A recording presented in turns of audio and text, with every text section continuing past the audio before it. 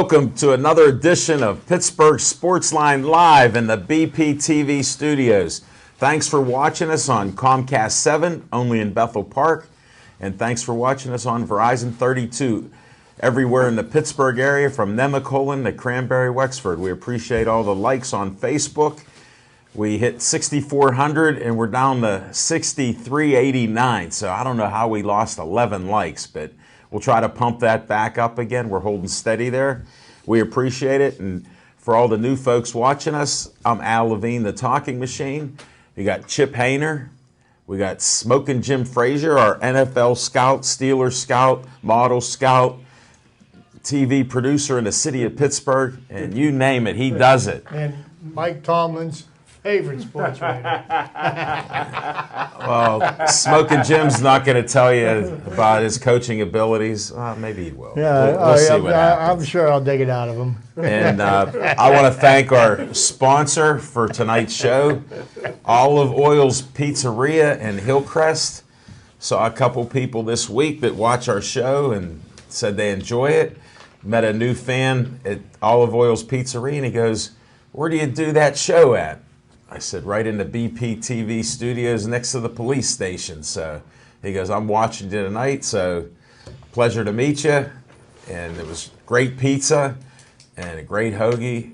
Call 412-831-1900.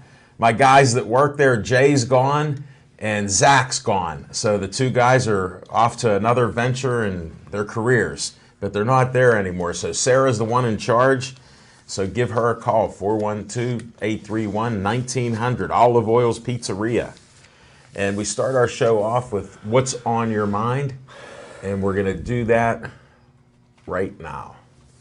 Smoking Jim Frazier, what's on your mind? Thanks, Al Levine, the Talking Machine. And if you want the green, It's coming at you with got to see Levine. The sun was in my eye, and I still caught it, man. Yeah. Kind of reminds me of that high school playoff game last weekend. Well, man. You think the print's big enough? Well,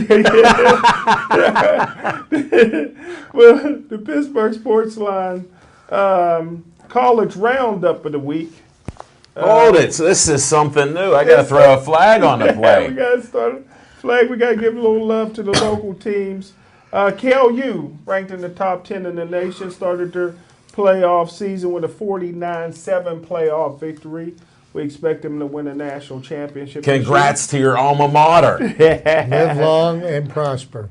California dreaming. But Penn State, number 9 in the country, 45-31 win over Indiana. We got Pitt, biggest upset of the week. Upset number 2, Clemson, 43-42. And last but not least, number 10 ranked in the country, West Virginia University, with an 8-1 record, 24-20 over Texas. And they say that there's no talent locally. That's a lie. All these guys got.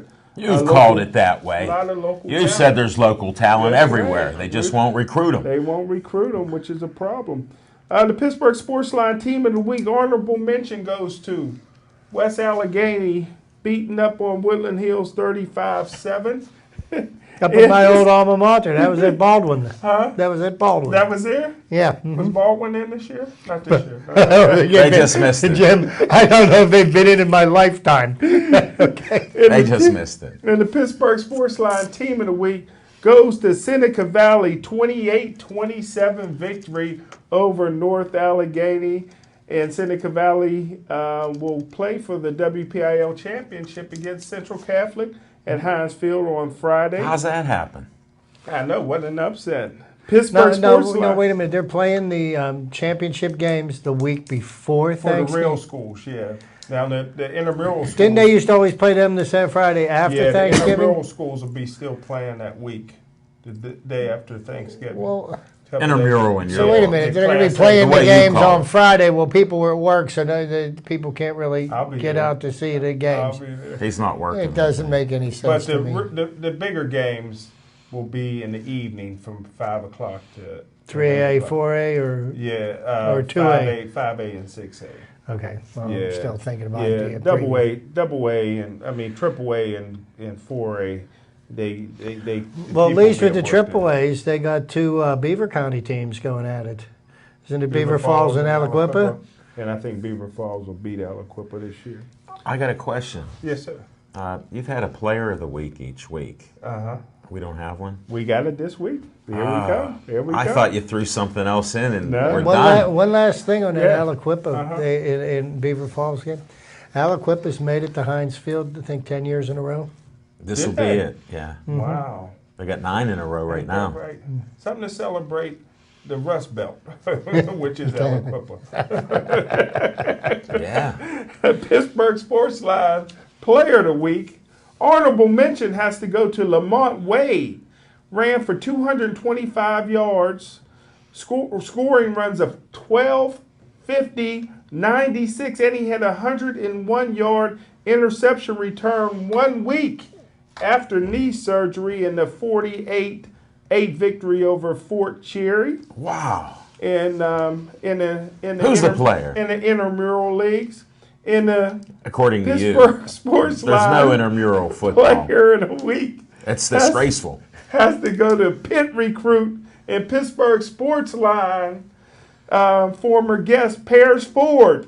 Wow. From Steel Valley, scored on offense, defense, and special teams. He rushed for 77 yards and 2 more touchdowns. In the 50-14 blowout of Laurel, he scored on a 62-yard punt return, 32-yard interception, and runs of 20 and 57 yards. So Paris Ford, the Pitt recruit, is the Pittsburgh Sportsline Player of the Week this week. So Glad to hear that. So who's going to Heinz Field? Keysport. Who they playing? I can't wait. I'm cheering for West Allegheny to put it on them. Mm-hmm. Are you? Referees cheated. Unbelievable. Unbelievable. Well, I tell you, just didn't pay them enough. You know, I hear that. I hear Gateway's got the best refs. Hey, you know, Gateway's got the best refs money can buy. Huh? They used to. They used to. $20 bill don't go as far as it used to, right, Jim? They gave him that at the beginning of the year. That's for all the games. It doesn't spread as far. Well, thanks, Smoking Jim. Now, Chip Hayner, what's on your mind? What's on my mind? Well, last weekend was quite an interesting weekend in sports. You know, being that I missed last weekend due to work-related issues, you know, got to tip our hats to the Chicago Cubs, breaking that 108-year curse, you know, winning a World Series. Chicago. Yeah, and the Cleveland Indians, Bulls. you can't seem to figure out that you have to win 4 games in a World Series. They do pretty well at winning 3. It's that 4th game that just seems to get by them all the time. It's a tough one. Unfortunately, down 3-1, the Cubs showed their mettle, and well, congratulations to the Windy City. Still doesn't make me like Chicago Cubs fans any less. You don't have than I already did. You don't have to. But, you know, last weekend we had such an amazing weekend. Pitt pulled off I'd have to say, the upset of the year. I think this far outdistances Penn State's upset of Ohio State earlier in the year. I wouldn't have given Pitt any chance at all of beating Clemson. My son Drew predicted the win. He told me, "Are you watching the Pitt beat Clemson?" I go, "Drew, I'll watch the game with you, but I don't think it's happening." Wow. And towards the end of the game, it looked like they were losing it again and not going to be close. And it was just amazing. I was working. I was in and out of my truck, and I was listening, picking up bits and pieces of the game on the radio, and I really couldn't follow what was going on. And by the time I got home just as Pitt scored put up the score that made it 42-40. And I'm sitting there, and I wasn't paying attention. The next thing I know, I was like, "Wow, is Blewett kicking a field goal to win the game?" And I'm like, his new name. You missed the kiss. No, you know what? I think he's got a new nickname for him. It's Chris Ditton. Right? Chris didn't blow it. I like that. But, you know, there was that. There was another debacle over at Heinz Field, orchestrated by lack of a Steelers defense. I hear people criticizing Kevin Colbert, Everybody. Mike Tomlin. I hear everybody criticizing everybody but the architect of the defense. And I think maybe he should get some accountability. I think Keith Butler should be on a very short leash for the last 7 games. And as a matter of fact, they should be sending out, people should be sending their resumes to the South Side, because this defense just isn't, there's no sign of improvement as the season has gone on. 9 games in, opposite. 9 games in, and we've got 13 sacks. That's just that's un-Steeler League football. We've wasted how many first-round draft picks? Jarvis Jones is the biggest bust in Steeler football history. I would think so. I think he makes Jermaine Stevens Whoa, you're reaching back. look like a good first-round pick. I don't know about that. But we've got a lot to talk about. Baseball football this week. Goings on in baseball, which I'll touch on in my segment in a little bit here. But that's all. Just a hodgepodge of everything that's going on. I got to cover on the 2 subjects that you brought up since I watched. Unbelievable. Thanks, Chip. I appreciate it. Jermaine Stevens. What's on my mind is my son Drew said that Pitt was going to beat Clemson, and he picked some winners there, and sure enough, that happened. But one of the highlights is when Blewett missed a field goal earlier in the game, was distraught about it. Coach Narducci come over, gave him a hug, kissed him on the head. They smiled a little bit. Later on, he called on the kid again, kicked the 48-yard field goal to win the game. That was just fantastic, getting a win like that over number 2 in the country. So, very special. Difference between the Pitt game and the Steeler game, Pitt left them 6 seconds. Well, the Steelers left them 41 seconds. Well, I'm glad you're bringing that up. 41 too many. It seems like since they practice in the same facility where Smoking Jim eats his steaks, that they both have defensive trouble. And they actually want to have the ball at the end of each game. I advise Pitt and the Steelers to control the ball at the end. And it doesn't always work out. Hence, I'm at the Bethel Bounty for the Bethel Park Community Foundation fundraiser, their biggest fundraiser of the year. And it so happened there's 18 restaurants, all kind of food, 300 people. Right where Eaton Park is, they're making their sweet treats and stuff. There's a big screen TV. So as I'm talking to people and eating, I got to watch parts of the game. Wow. Now it was over, and we're watching the end of the game. And it's the last couple minutes, and, Steelers are down. Then Big Ben makes that fake spike, gets a touchdown. Was just, some awesome stuff.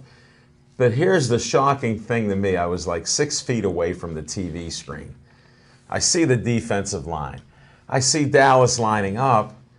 I see Ezekiel go through the line, both lines, without getting hit by one hand.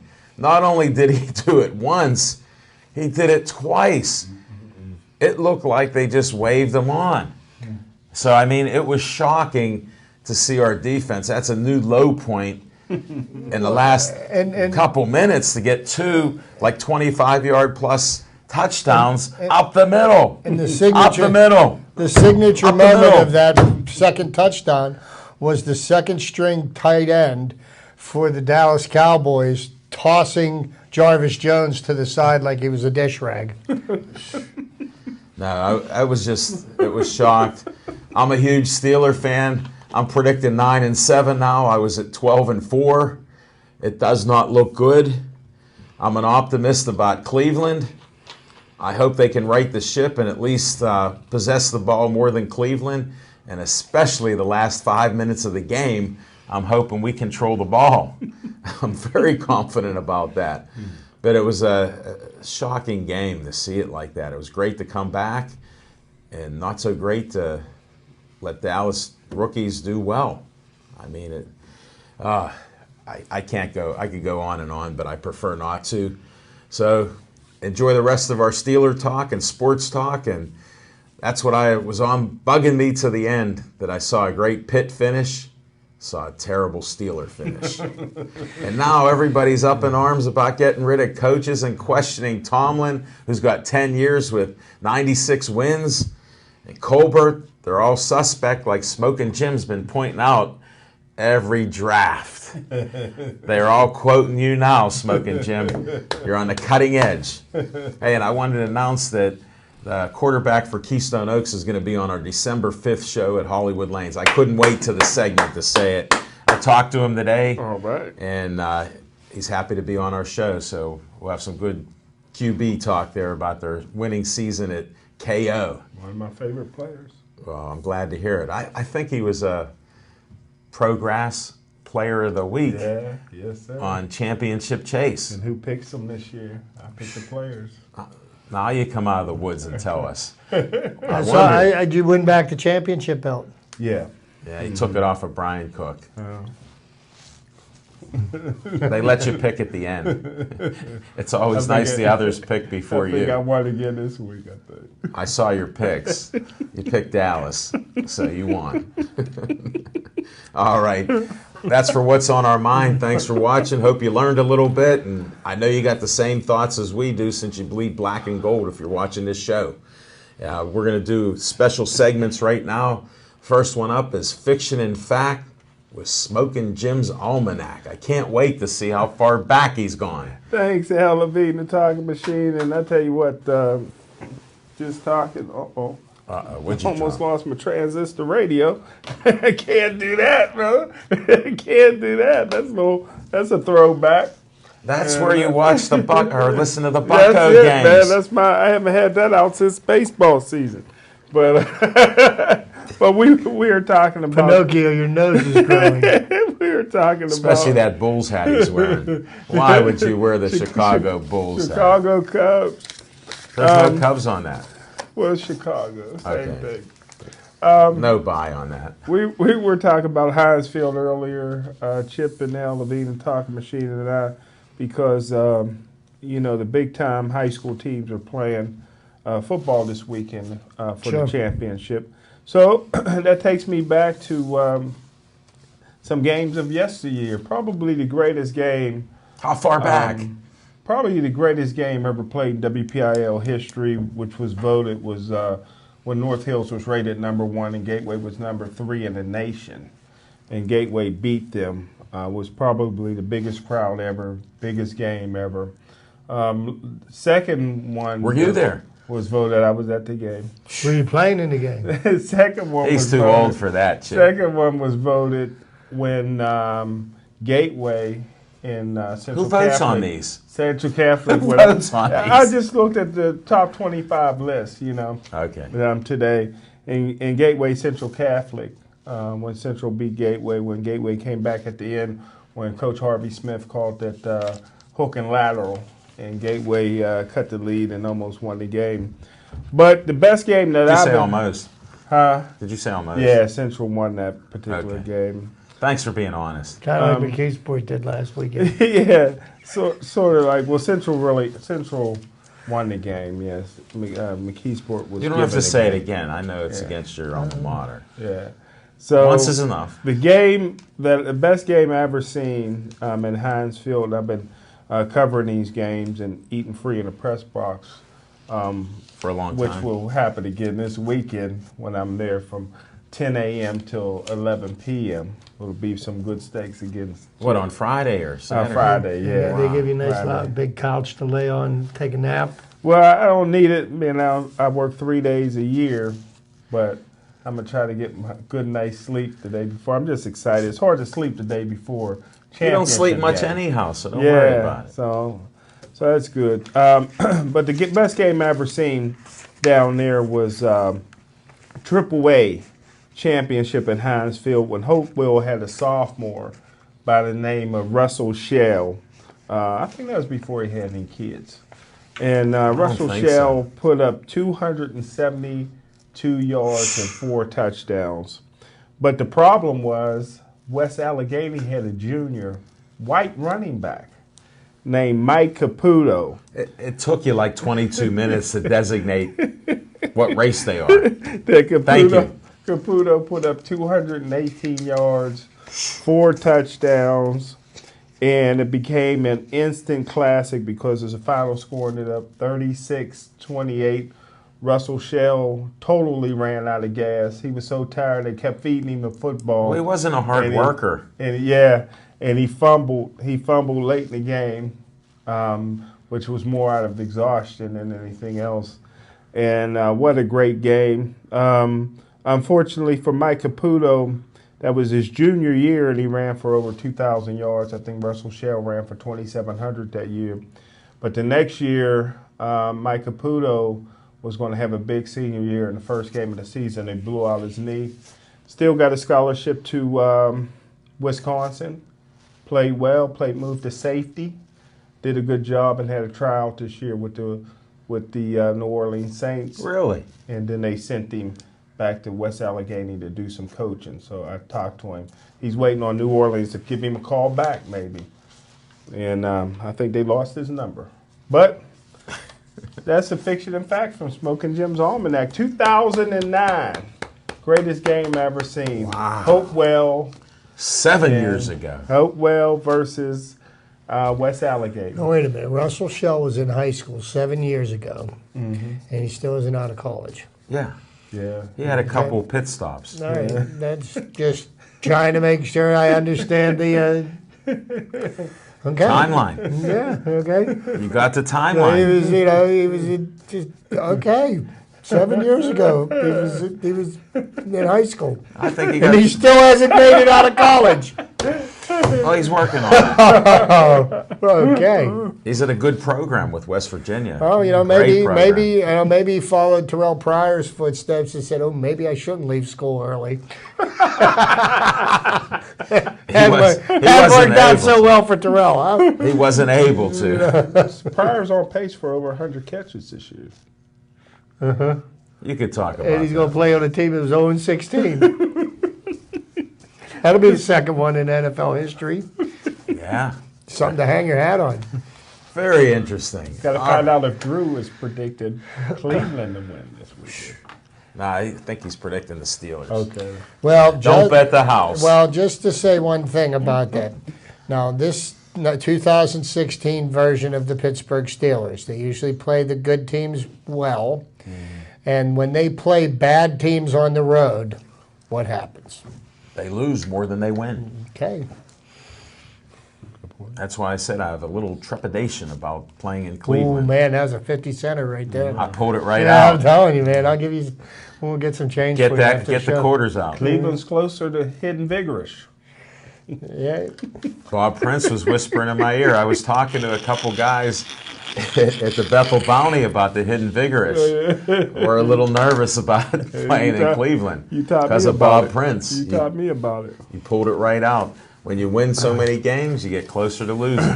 When you lose so many games, you get close to that win. Anything could happen. Let's go right down to Chip Hayner's trivia time. Well, thank you, Alan. And all the major awards in baseball are being Isn't there one being passed out doled out tonight? tonight. Well, yeah, there's actually two. And Joe Madden did not win Manager of the Year. Who did? Dave Roberts of the Los Angeles Dodgers won the National League Manager of the Year. And New Brighton's own Terry Francona won the American League Manager of the Year award for his work with the Cleveland Indians. So congratulations to both of those. But that got me into thinking about the major awards in Major League Baseball, and which brought me to the Most Valuable Player Award, which good has award. not yet been announced. And the Major League Baseball Most Valuable Player Award is an annual Major League Baseball award given to one outstanding player in the American League and one in the National League since 1931. It has been awarded by the Baseball Writers Association of America. The winners receive the Kennesaw Mountain Landis Memorial Baseball Award. And Kennesaw Mountain Landis was the very first commissioner of baseball, and he's the person that is responsible for banishing Shoeless Joe Jackson from baseball for being part of the 1919 Black Sox betting scandal. And none of them were convicted in a court of law. And he still has not been allowed to be in the Baseball Hall of Fame. So, Pete Rose, just think about this. It's been almost 100 years. Maybe your children's children might get to see you into the Hall of Fame in 100 years. Shoeless didn't cheat, though, right? He didn't even know about it. Well, you know, I mean, that's an interesting story to read.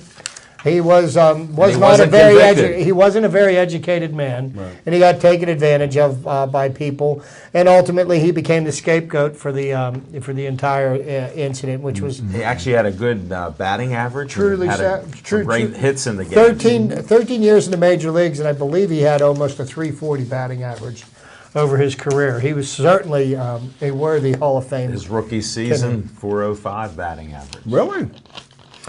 But the voting for the most valuable player award takes place before the postseason, and the results aren't announced until after the World Series. And there is no clear-cut definition of what most valuable player means. They leave that up to the sports writers. And at this point in the MVP award, there's 2 writers from each city that has a Major League Baseball team that votes on the on the award I'm going winners. to apply for that job. You're right. You'd never make it with the BBWAA. First basemen with 34 winners have won the most MVPs among infielders. Probably because it's the easiest position to play, huh? Ask Pedro. Followed by second baseman with 16, third baseman with 15, and shortstops with 15. Of the 24 pitchers who have won the award, 15 are right-handed, 9 are left-handed. Walter Johnson, Carl Hubble, and Hal Newsheiser are the only pitchers who have won multiple times, Newhouser winning consecutively in 1944. 1945. That's amazing. And just a couple of other things here too. Hank Greenberg, Stan Musial, Alex Rodriguez, and Robert Yount have won the award at different positions, while Alex Rodriguez is the only player who has won the award with 2 different teams at 2 different positions. Wow. Barry Bonds has won the most often. He's won 7 awards, the most consecutively, 2001 through 2004. Jimmy Fox was the first player to win multiple times. 9 players have won 3 times. 19 have won twice. Frank Robinson is the only player to win the award in both the American and National Leagues. Wow. The award's only tie occurred in the National League in 1979 when Keith Hernandez and Willie Stargell I remember that. received an equal number of points. There have been 17 unanimous winners who received first place votes. The Yankees have the most winning players with 22, followed by the St. Louis Cardinals with 17. The only 4 teams that have never had an MVP award winner are the Arizona Diamondbacks, Miami Marlins, the Tampa Bay Rays, and the New York Mets. Wow. But that kind of gives you a brief summation of what the MVP award is now. But prior to 1931, awards were awarded that were the predecessors of the MVP award. And the first award that was given from 1911 to 1914 was called the Chalmers Award. Chalmers. Before the 1910 season, Hugh Chalmers of Chalmers Automobile announced he would present a Chalmers Model 30 automobile to the player with the highest batting average in Major League Baseball at the end of the season. That's like The a Ford. 1910 race for the best average in the American League was between the Detroit Tigers' widely disliked Ty Cobb I like that. and Nap LaJoie of the Cleveland Indians. On the last day of the season, LaJoie overtook Cobb's batting average with 7 bunt singles against the St. Louis Browns. American League President Ban Johnson said a recalculation showed that Cobb had won the race anyhow. Chalmers ended up awarding cars to both players. The following season, they created the Chalmers Award, but it did not provide the advertising revenue that he had hoped for, so the award was discontinued in 1914. And the 4 winners of the Chalmers Award, which was the first MVP award in Major League Baseball, was 1911, Ty Cobb. 1912, Tris Speaker. Wow. The Big Train, Walter Johnson in 1913, and Eddie Collins in 1914. So there were awards that were given out from the years of 1922 to 1929. It was called the League Awards. And here, in 1922, the American League created a new award to honor the baseball player who was the greatest all-around service to his club. Winners were voted on by a committee of 8 baseball writers, chaired by James Crusenberry, received a bronze medal and a cash prize. Voters were required to select one player from each team, and player coaches and prior award winners were ineligible. Wow. These incredible flaws resulted in Babe Ruth only winning one MVP. As the award was dropped after 1928, under the All-Star formula, Ruth would have won the MVP in 1920, 1921, 1923, 1925, 1928, 1930. But because he only won, so the year that he broke the home run record and hit 60 home runs, Babe Ruth was not the league MVP. The winners of the... he hit more home runs than all the other teams. Yep. The League Awards winners for the American League, George Sisler, Babe Ruth, Walter Johnson in 1924, Roger Peckinpah, George Burns in 1926. The comedian. Of the Cleveland Indians. And Lou Gehrig. I didn't know he played. Of the New York Yankees in 1927. Mickey Conklin in 1928. Wow. You had 2 winners in the National League. Rogers Hornsby won twice. Once playing for the Cubs, once playing for the Cardinals. Dazzy Vance, Bob O'Farrell, Paul Wainer of the Pittsburgh Pirates won the award in 1927. In 1927, it's interesting that a Yankee won in the American League and a Pirate won it in the And they played in the World Series. They played in the World Series, and the 27 Yankees swept the Pirates in 4 games. So they were the best team. They were the best possible. team of all time. Yes. So you know what? To make it to the World Series that year and to get swept by the Murderers Row New York Yankees, yeah, it sure was. So that's what I got for you for my trivia this week. A little history of the Baseball MVP Award. Thank you, Chip. We appreciate it. I learned something. Good job, buddy.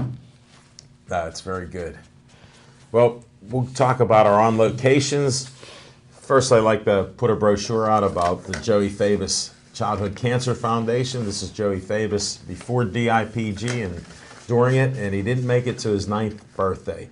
If you could donate to this great cause to try to find out what caused this DIPG brain cancer, all the money goes to research. It's a great cause. Joey Favis Childhood Cancer Foundation. We end the show with Stay Joey Strong. Then I was talking about this event on Sunday night, and it's with the Bethel Park Community Foundation. I'm a trustee on the board. This was the biggest event of the year that they do for fundraising. It was great. The people in charge were fantastic. Everybody loved it. It was at Crown Plaza for the first time up there, and we may be back next year. We'll see what happens. You can get from $100 to $5,000 for your organization in Bethel Park that you're doing in the community to help kids and other people. So check it out, and it's all for a great cause. Go online, bpcf.org, get an application, and apply for it. So check it out. Now, we were at Atria's PNC Park last night. I think we had 20 guests. I'm not sure. It was close to it. But we had a team from Penn Hills, and Harvey Smith Jr. is the offensive coordinator. He's doing great things there. 2 of his sons were at the show. They're just great guys. All the other sophomores there, they're predicting championships the next 2 years, so check out Penn Hills. They got the team, and it was an earth-breaking moment when Smokin' Jim was applauding Penn Hills and agreeing that they could win 2 championships. Now, Smokin' Jim may go to another neighborhood like Gateway and say the same thing, but you know, Harvey's his man, and he gave what an introduction to Harvey Smith. Thank you, sir. I'm fact-checking it now, and they were all factual. Everything was factual that you threw out there. And Harvey's just a great coach, and what he puts out there for what the players have to do well in school, They got to be character guys, and plus they produce on the field, which is quite the show they're putting on. So it was just awesome to have them. I had a gentleman travel the farthest away to come to Pittsburgh Sportsline from Los Angeles. Douglas Cavanaugh is a surfer. He's a boxing historian, and he noticed 7 years ago that there's no Pittsburgh boxing books. He wrote a book that's coming out in the spring. He's going to get Smokin' Jim and I copies because there's plenty of pictures in there for Smokin' Jim. He talks about Rooney's, McGinley's, Gus Greenlaw, a lot of people out there, the owner of the Pittsburgh Crawfords, and just unbelievable stuff. We had a great conversation. He opened it up, and then we had a second guest from Championship Chase. She's one of the hosts. Liz Costa showed up. Got a nice interview with her, and it's always a pleasure having her on the show. Watch Championship Chase.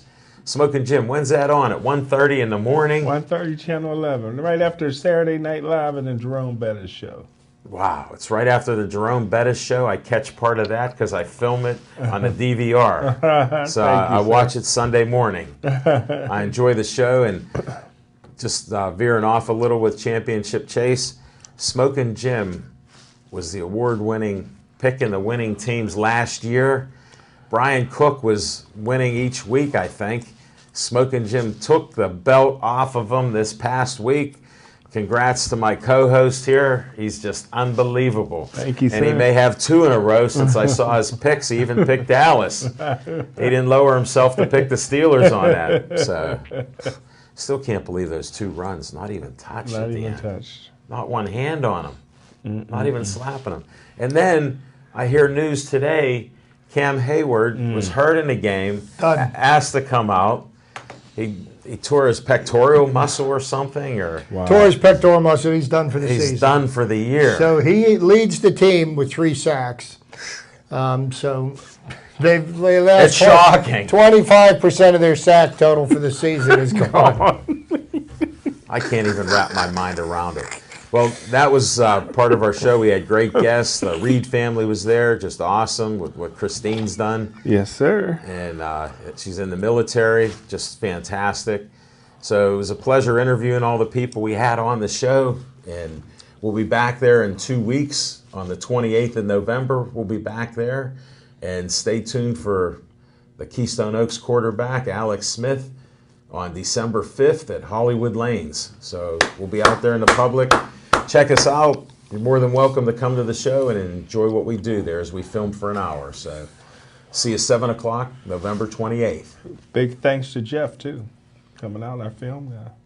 Yeah, Jeff did a nice job filming. Did a great job. Yep, thought he was going to be here tonight. Took some nice pictures for us, too. I posted all those. Yeah, they were good. Except your Sweeties photos. You did that privately. So the Sweeties for Jimmy are alive and well. I don't know how he does it. Our man Skip Atkins goes, how does Smokin' Jim get all those beautiful women in those photos? I said he asked. So that's what goes on. We've talked a little bit about the Steelers lately. We got to get the expert NFL scouts' opinions of this team. Smokin' Jim, the floor is lead yours. the way, man. The floor is yours. I'll try to be brief. No. Go ahead. Take 2 minutes. You know. I talked about a couple years ago that Keith Butler shouldn't have been defensive coordinator. I caught a lot of heat when I said that. Guy was 40-year linebacker coach, and you got to have a certain amount of vision to be a defensive coordinator. That's why, John Mitchell stayed in his lane as a defensive line coach for about 50 years. That's all he ever will be, and that's all he ever was. And Butler should have stayed as a linebacker coach. There's no adjustments made after halftime. Coach Tomlin got to take a lot of heat. 2 of the worst safeties ever seen play in the NFL. Robert Gold, and how he still has a job after the last 3 weeks. He's taking worse angles to get to the football than Tony Dorsett's son used to do when he played in the league. Got to bench him. It's time to, I would sit Mitchell down too.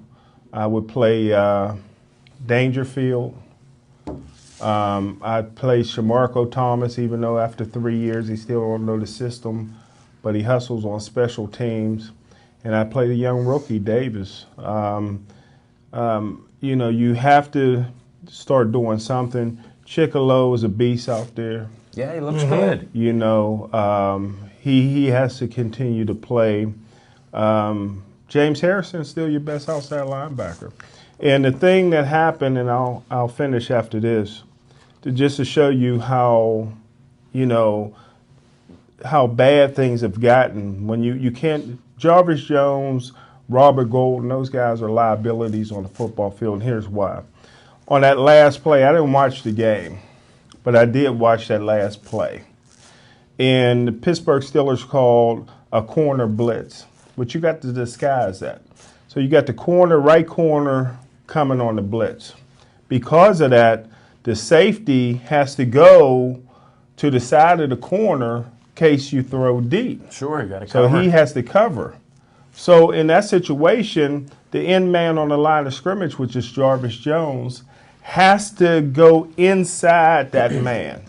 He has to even cheat a little bit and shade on the inside. He didn't get there in time. So he makes sure he goes to the inside. He didn't get there in time. Jarvis Jones gets blocked outside, which opens that lane, and there's no safety behind it. That was all on Jarvis Jones. There wasn't he would a hand never even play on him. another down. And I'm assuming it would, if I go back and watch the film, which I'll do that tonight, I assume that on most of the touchdown runs on Jarvis Jones' side, it was his fault for giving. And I think that's what Ben been talking about was undisciplined players.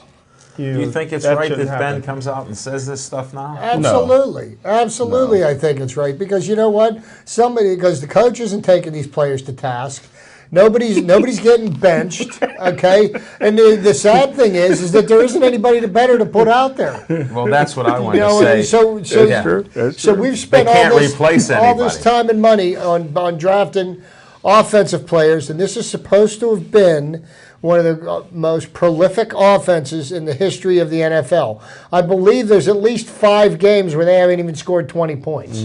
Okay, so prolific. I don't believe so. We've got people that don't run the right routes. Here you've got the best receiver in football that you've got the ball in his hands with no time left on the clock, and he just decides to say, the hell with it. I'm going to run out of bounds and end the game because I don't feel like doing this anymore. I mean, that guaranteed them he had 11 loss. Catches, though. But, here's the thing. If he laterals it back, he loses yards on his statistics.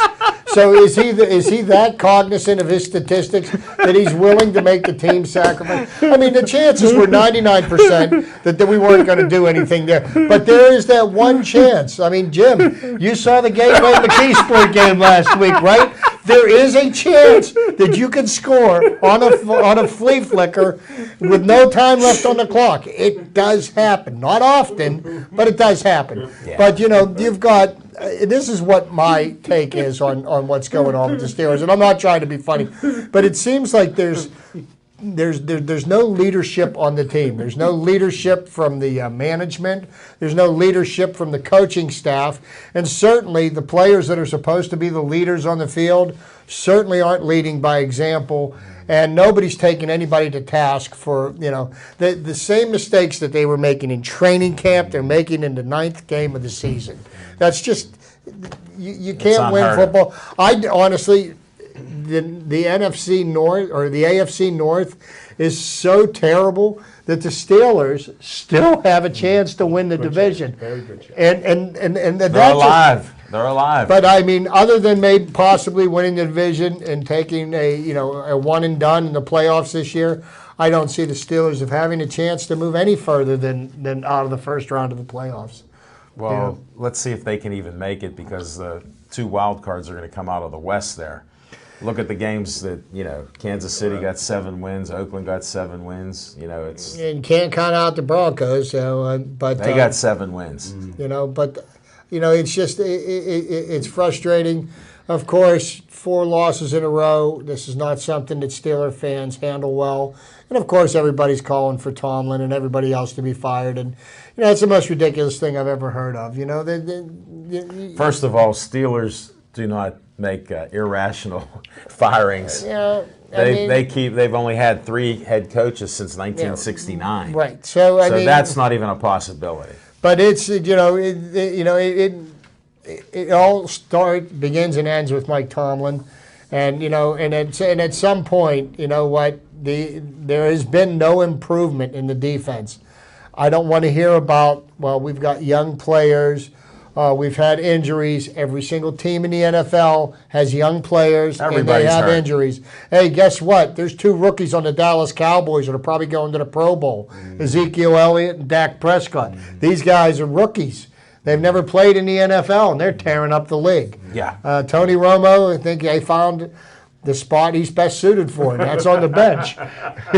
He looks good with the headset. You know what? I thought for sure that they were going to start Romo, and that was going to be our godsend. That was going to help us to win the game, because Romo would have thrown a pick or two.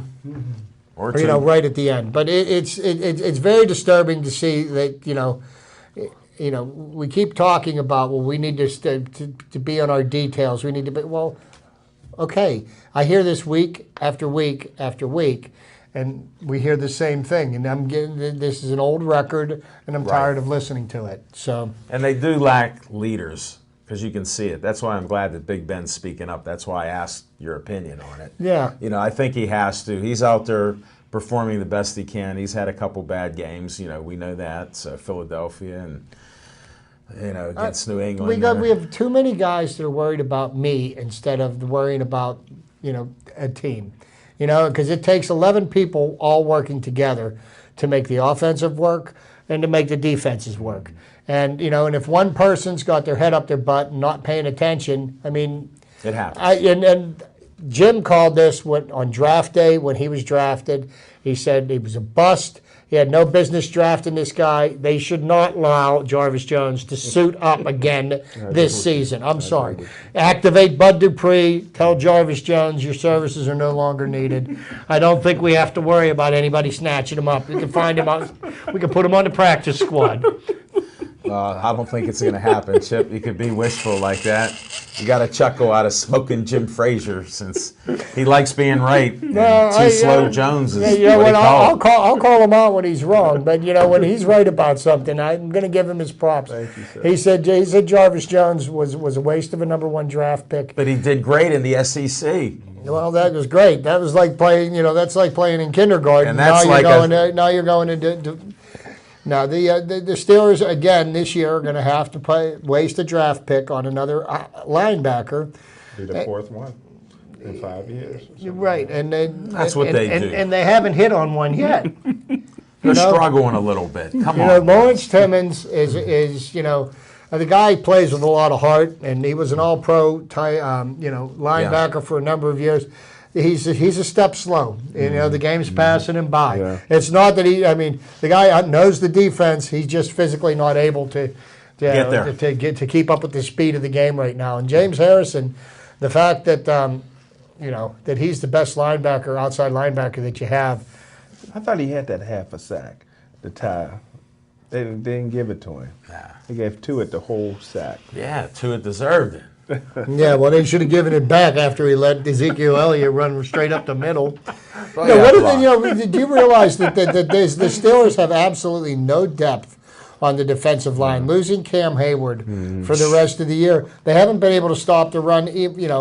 Even when he's in there. And he even criticized how they were playing when he was watching these games. Yeah, he sure did. He spoke right up. And I hope while he's healing his pectoral muscle that he's in that locker room and he's got his foot and he's planting it in some people's hinds end, because he knows what it takes. It's a sad thing when Cam Hayward is the best player you've got on your defense. Can anybody remember, other than in the 70s, when the best player in the Steelers' defense was on the defensive line? Joe Green. That was Joe Green. When he turned the franchise around right. individually. But I mean, usually the high-impact players in Steelers defenses have always been the outside linebackers. And then when Rod Woodson was playing corner, then you had Rod back there that could cover. But it's sad to hear that you're right. The state we're in right now. Well, It and you know what? The answers to and that James they're Harrison looking for are in their room. It's in the room. They just need to all get together, and everybody needs to pay attention. Ben, on his interview today, he said some guys, they're getting ready to sound the horn for everybody to huddle up, and there's guys that haven't even made it onto the field where they're calling for a huddle.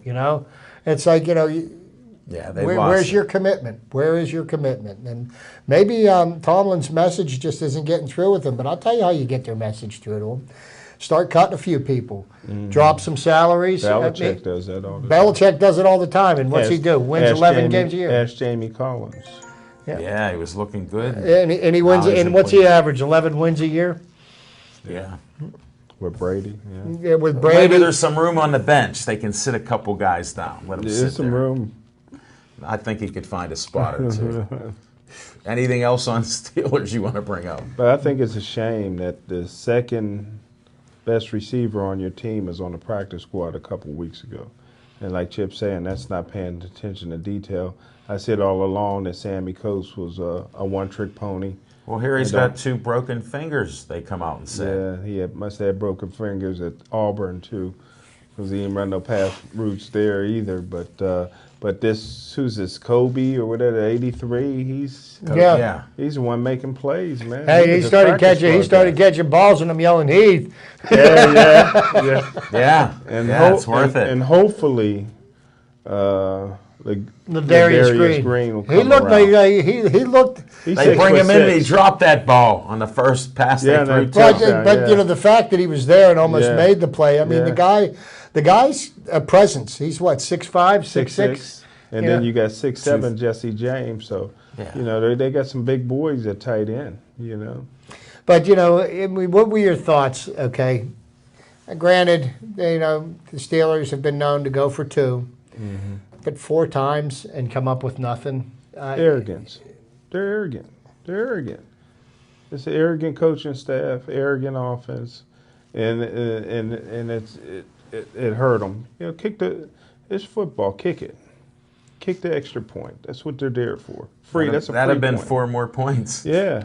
4 more points would have made a difference. Sure, if they would have scored all 8. Yeah, that would have been a big difference in the game. But, the fact was, after the first one, it was like, we're going to keep doing this until we get one right. I don't care if we score 10 touchdowns, and it's stubbornness in a bad way. It's just, I don't get it. I don't get it. There's such high hopes going into this season, and there's one thing I think that they've proven after 9 games is they don't have a chance in hell of winning the Super Bowl this year. They just don't. Maybe they can turn it around. Let's be hopeful that they can in Cleveland. Find the magic. I wrote off the Penguins last December and January, and look what happened. Yeah. Maybe I could be wrong again. I'm a little bit hopeful there. We'll try it again with you, Chip. You're doing the opposite. Hey, sometimes reverse psychology, right? Yeah. It's got people interested there. Let's go to your baseball talk. We've got about 5 minutes left. Let's see if you can get the baseball in. So things have started kind of slow, and one of the first things that happened this year that has never happened in any other year is that players actually took the offer that the teams gave them. Neil Walker accepted a $17.2 million one-year contract, and a smart move for him because as a free agent, he's not going to get a big money contract after just having surgery on his back. So what's he do? He's getting $17.2 for 1 year, gets to play himself back into shape, and then cash in at the end of next year after he's shown that he's able to make it through the year. So smart move for Neil. There's still, I look for trades to be made. We'll see what happens as Look far what as they said about McCutcheon and the trade with Washington, possibly. It was put out there. The trade was put out there before the trade deadline last year. Right. And, Neil Huntington has always said that he will sit and listen to trade talks with any player on that roster, because he says, if I have made an offer that I feel that would be in the best interest of this team now and moving forward, he will listen to it. Apparently, they didn't offer him what he was looking for in return. And if that's the case, I'm just telling you right now, I have a feeling Andrew McCutcheon is going to put up another MVP caliber season next year. I think he's going to bounce back after the year he's had this year. He's a very prideful player, and he is one of the 5 best players in Major League Baseball right now. And I think he's going to come back big next year. I'm in that camp too. So I mean, not. Well, you never were. We don't want you in there. You can't get in on this bandwagon. I was proud of the haircut. No, you weren't. Oh, yeah. No, but Not really. we'll see what happens. There's still a lot of winter left to go, and there's going to be moves that are going to be made. There's going to be trades that are going to be made, and the Pirates. The fireside chats will open up a couple things. The Pirates. Definitely. The Pirates will be a different team on opening day next year than the team that left the field. Well, they do at the need end of this starting year. pitching, so There's no question. that's one of the things There they will is be no working question. on. There's no There's question. no doubt. They have to. And if Because they we have- can't listen to Smoke and Jim say their starting pitching sucks. They're not going to win anything. And then that's what happened. No, they took a gamble last year, and Jim knows about taking a gamble because Yeah, he suffered that. he has to avoid his friend Macaroni Tony. But see, sometimes you roll the dice and you throw a 7 or you throw an 11, and then there's times where you throw craps. And He's done that. This is hey, he's had success and he's had failure. Let's see what he does now. Yeah, I'm hopeful. I drank that Kool-Aid Hey, a few years ago. I've already got half my season ticket package paid for next year. So There you go. You can't beat that. No, We'll get the Chip Hayner I- Pittsburgh I- Pirate reports. I will be down there, on a regular basis. I'll tell you what, in the summertime, spring, not a better way to spend an evening than at the ballpark. I agree. It's a nice venue. It is. It's a nice, and it's a nice atmosphere. You could bring your family around. Smoking Jim around, You don't have a bunch of drunks falling all over the place. swearing like crazy. And you don't have to stay for the whole game and still have fun. You can come there late too. Leave early. I tell you what, I get you to a game this year, I'm gonna find a way to hobble you, so you can't run out. Take a shoe off him. Yeah. Chip, grab a shoe. Smoking Jim, what do you got going on this weekend? Don't we have something? Well, I tell you what, You real got Friday. quick, You're busy. Friday, man, just the games. Aliquippa and Beaver Falls go at it at 11 o'clock in the morning. Get all those Beaver County folks out of Pittsburgh early. 5A West Allegheny and McKeesport should be a good game. Nobody wants to see Central Catholic and Seneca Valley, but I'll stick around for that. And whoever TJ plays, I can't remember, they'll blow them out. Very good, Smoking Jim.